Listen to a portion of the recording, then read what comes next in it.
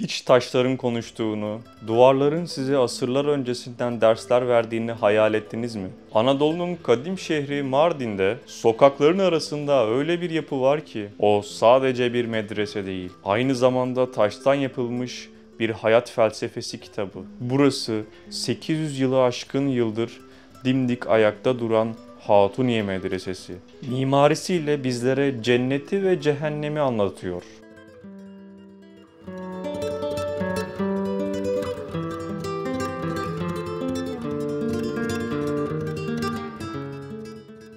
Halk arasında yaptırımından ötürü adı Sitti Radviye olarak bilinen medrese, Artuklu Sultan'ın annesi Sitti Raziye tarafından yaptırılmıştır.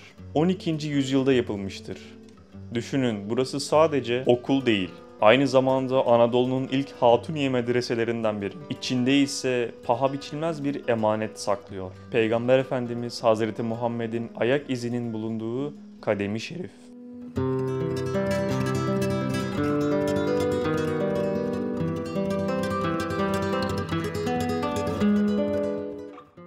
Ancak bu medreseyi gerçekten eşsiz kılan şey içerisindeki iki mihrapta saklı. Yan yana duran iki mescit ve iki mihrap ve iki farklı hayat yolu. Gelin medresenin kalbine inelim ve taşların fısıldadığı o büyük hikayeyi dinleyelim.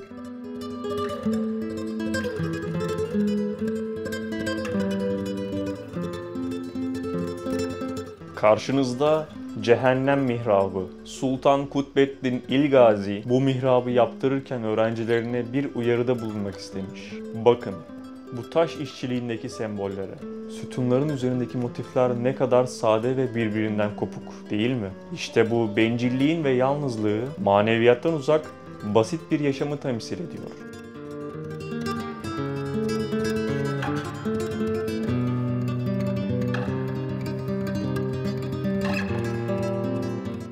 Tepedeki altı kapı imanın şartını, onun üzerindeki 5 çubuk ise İslam'ın şartını hatırlatır.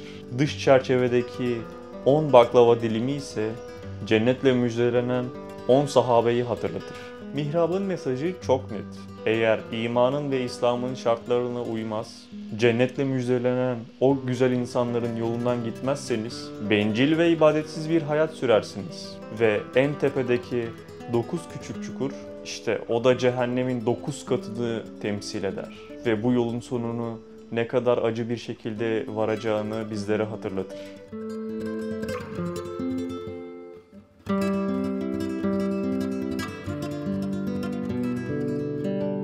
Ve şimdi tam zıttı bir mesaj veren cennet mihrabına bakalım. Gördünüz mü? Buradaki motifler nasıl da birbiriyle kenetlenmiş. İşte bu birliği, beraberliği ve kardeşliği temsil ediyor.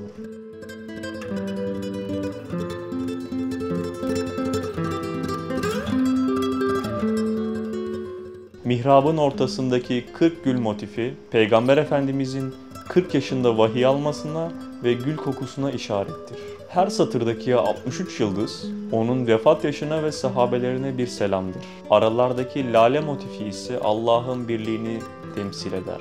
Çünkü toprağa ektiğiniz her lale soğanı tek bir çiçek verir. Tepedeki 5 taş İslam'ın şartlarını hatırlatırken en üstteki o parlayan güneşe açılan 8 kapı cennetin 8 kapısını temsil eder. Bu mihrabın mesajı ise bir müjdedir. Hayatınızda birliği, beraberliği ve kardeşliği korur. Allah'ın birliğine ve peygamberin sünnetine uyarsanız siz de İslam güneşi gibi doğar ve o 8 cennet kapısından birinin içinden içeri girersiniz.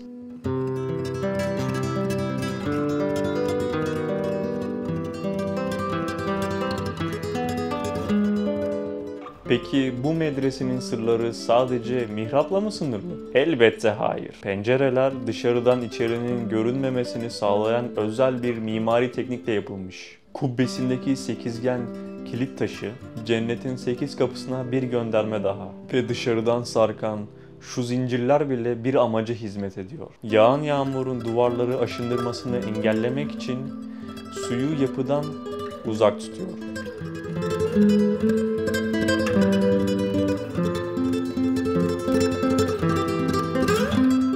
Hatuniye Medresesi sadece taş ve harçtan oluşan bir yapı değil, bir okul, bir mabet ve 800 yıldır insanlığa fısıldayan bir bilgelik anıtı. Mardin'e yolunuz düşerse bu taştan kitabın sayfalarını kendi gözlerinizle çevirmeyi unutmayın.